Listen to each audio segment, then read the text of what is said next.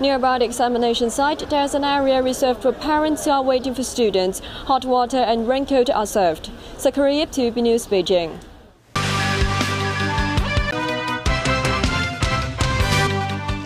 Good evening and thank you for joining us. The Housing Department has been taking action to identify rental public housing tenants holding assets beyond the government's limit in a bid to reclaim units and give them to people with more desperate housing needs. This as the second round of income and asset declaration exercises for public housing tenants wrapped up late last month. Director of Housing Rosanna Law said about 10% of households still haven't submitted their declaration, and authorities will follow up on these cases. Chief Executive John Lee and Chief Justice Andrew Cheung expressed regret over the resignations of 2 British judges from the Hong Kong Court of Final Appeal. 8 foreign non-permanent judges now remain on the court after Lord Lawrence Collins and Jonathan Sumption resigned. Mimosa Ngai reports.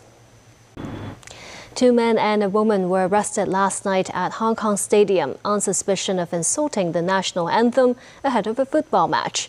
They have been released on bail after being detained overnight and have to report to the police next month. United Nations agencies have condemned an Israeli airstrike on one of UN schools in central Gaza, which was used as a shelter for the disabled. At least 33 Palestinians, including 3 women and 9 children, were killed.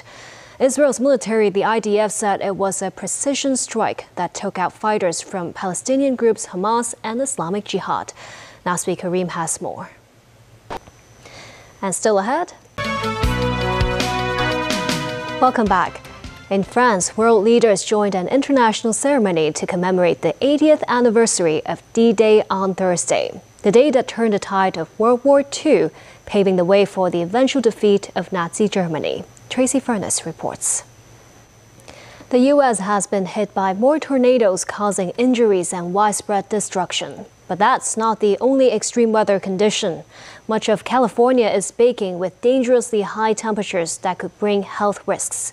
27 million people are under heat warnings. This report from NBC News. The test pilots who rode Boeing's Starliner capsule into orbit have been welcomed at the International Space Station, or ISS. As the hatch opened, NASA soon. The mainland's nationwide unified exam for admissions to general universities and colleges, commonly known as the Gaokao, started today. The candidate numbers have hit a record high this year at 13.4 million. Sakura Ip has more. Nearby the examination site, there's an area reserved for parents who are waiting for students. Hot water and raincoat are served. Zachary Yip, TVB News, Beijing. Kai Tak Sports Park's youth sports ground is near completion. It is Hong Kong's first public sports ground with a grass pitch that adopts lay and play technology. The hybrid turf system includes both natural grass and artificial grass fibers.